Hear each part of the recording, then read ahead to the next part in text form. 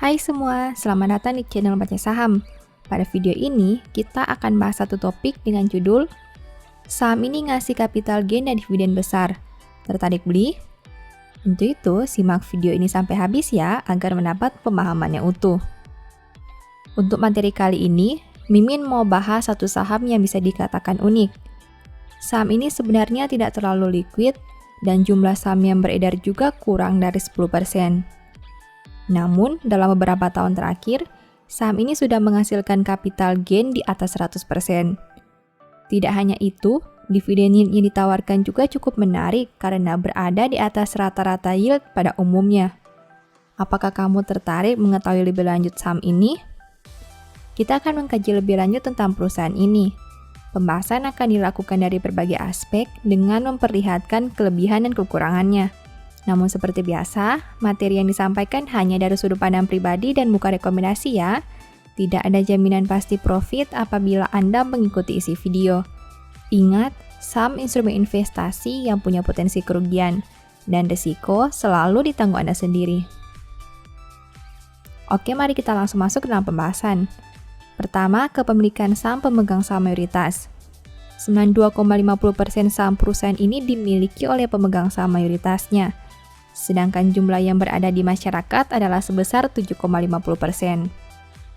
Pada poin ini kita bisa melihat hal positif, di mana saham yang beredar di masyarakat berada di bawah 10%. Hal ini memberi indikasi bahwa owner perusahaan masih percaya dengan prospek bisnis ke depan. Namun, hal lain yang perlu dipertimbangkan adalah adanya 3 perusahaan yang menjadi pemegang mayoritas, sehingga cukup sulit jika ada terjadi perbedaan pendapat.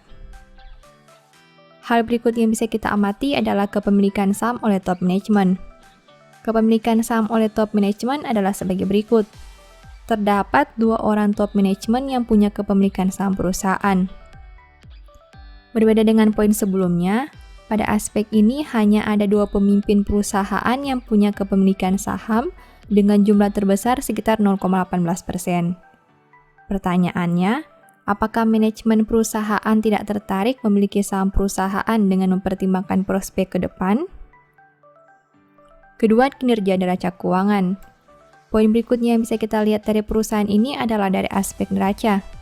Berikut ini rangkuman kinerja neraca perusahaan untuk tahun 2017 sampai 2020. Total aset perusahaan mengalami kenaikan 15,07% dalam 4 tahun terakhir, dari yang awalnya berada di angka 2,92 triliun menjadi 3,36 triliun di tahun 2020. Sedangkan jika kita membandingkan dengan tahun 2019 yang punya nominal 3 triliun, aset perusahaan mengalami kenaikan sebanyak 12%. Bagaimana dengan liabilitasnya? Hutang perusahaan mengalami penurunan 4,86% dalam 4 tahun, dari yang awalnya berada di angka 1,85 triliun menjadi 1,76 triliun di tahun 2020. Sedangkan jika dibandingkan dengan tahun 2019 yang punya nominal 1,6 triliun, hutang perusahaan mengalami kenaikan sekitar 10%. Bisa kita lihat, total aset dan liabilitas perusahaan memperlihatkan kinerja yang baik, di mana pertumbuhan aset jauh lebih besar dibandingkan pertumbuhan liabilitasnya.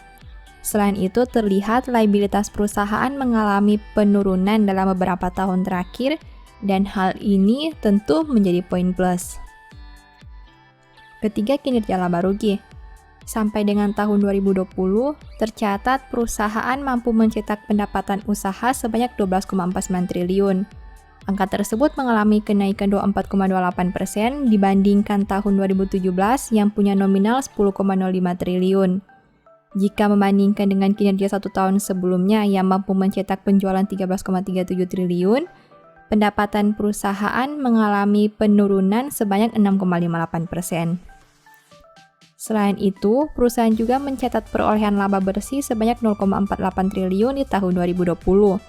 Angka tersebut mengalami kenaikan 100% dibandingkan tahun 2017 yang punya nominal 0,24 triliun. Apabila membandingkan dengan kinerja 1 tahun sebelumnya yang menghasilkan laba 0,43 triliun, perolehan laba mengalami kenaikan juga sebanyak 11,63%. Pada poin ini, Mimin melihat perusahaan masih menghasilkan kinerja yang baik dengan pertumbuhan laba yang cukup besar dalam 1 dan 4 tahun terakhir. Namun pertanyaannya, kenapa di tahun 2020 laba naik 11,63%, namun pendapatannya malah turun 6,58%? Keempat, dividen yield. Dividen terakhir yang dibagi perusahaan adalah sebesar 325 pada tanggal 21 Mei 2021. Dengan menggunakan harga saham 7.250, dividen yield yang diberikan sekitar 4,48%. Kita bisa melihat bahwa perusahaan rutin bagi dividen setidaknya sejak tahun 2018 dengan yield yang cukup menarik, di mana jauh lebih tinggi dibandingkan dividen yield pada umumnya. Kelima, harga saham. Harga saham perusahaan di awal tahun 2017 adalah sebesar 3.280. Apabila membandingkan dengan harga saham 7.250 saat video ini dibuat, berarti sudah terjadi kenaikan sekitar 121,04%. Bisa kita lihat bahwa harga saham perusahaan sudah naik 121% sejak tahun 2017. Hal ini tentu saja menjadi menarik, di mana dengan yield yang besar, perusahaan juga memberi peningkatan harga saham yang cukup baik dalam beberapa tahun terakhir. Keenam, punya peluang multi-bagger. Dengan menggunakan harga saham 7.250, PR saham ini berada di angka 12,08 kali dengan PBV 3,83 kali. Saat video ini dibuat, book value perusahaan berada di angka 1.891. Artinya, saham ini dijual dengan harga yang berada di atas book value-nya. Apabila harga saham naik 1 kali lipat dari 7.250 menjadi 14.500, berarti valuasi PBV saham ini dari yang berada di angka 3,83 kali bisa menjadi 7,67 kali. Bisa kita lihat dari sisi valuasi perusahaan ini sebenarnya tidak terlalu menarik karena punya PBV yang bahkan berada di angka 3,83 kali. Ini mungkin saja disebabkan karena dalam beberapa tahun terakhir, harga sahamnya sudah naik signifikan. Adapun informasi umum dari perusahaan yang dibahas pada video ini adalah sebagai berikut. Kode sahamnya adalah TGKA dengan nama perusahaan PT Tiga Raksa Satria. Perusahaan ini listing sejak 11 Juni 1990 dan bergerak di sektor food and beverage. Apakah Anda tertarik untuk menganalisa lebih lanjut saham ini? Ingat, informasi yang disampaikan pada video ini bukanlah rekomendasi atau ajakan membeli saham ini. Mimin hanya membagikan analisa sederhana dari satu saham, namun keputusan jual beli tetap berada di tangan Anda sendiri. Demikian informasi pada video ini, semoga bisa memberi manfaat kepada kamu semua ya. Oh iya, saya mau menyampaikan bahwa sekarang Baca Saham punya 3 e-book tentang saham yang mungkin saja bisa berguna bagi kamu, yaitu Strategi Nabung Saham, Analysis Report, dan The Stock Market. Berikut perbedaan antara 3 e-book tersebut. E-book Strategi Nabung Saham berfokus pada pembahasan teknik, money management, dan semua hal yang berhubungan dengan nabung saham. Poin intinya bisa dilihat pada tampilan berikut ini. E-book Analysis Report berfokus pada hasil analisa fundamental 12 saham pilihan berdasarkan laporan keuangan terbaru. Poin intinya bisa dilihat pada tampilan berikut ini. E-book The Stock Market berfokus pada panduan bagaimana menganalisa fundamental suatu perusahaan dan money management yang baik.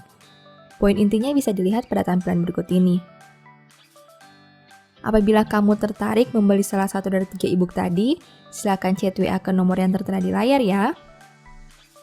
Ingat, hati-hati terhadap semua jenis penipuan yang mengatasnamakan Baca Saham. Baca Saham tidak pernah mengelola dana ataupun melakukan penjualan produk di luar Instagram, YouTube, dan Telegram resmi Baca Saham. Sebagai penutup, saya mau mengutip satu statement yang semoga bisa menjadi semangat bagi teman-teman. Perhatikanlah orang yang tulus dan lihatlah kepada orang yang jujur, sebab pada orang yang suka damai akan ada masa depan. Thank you.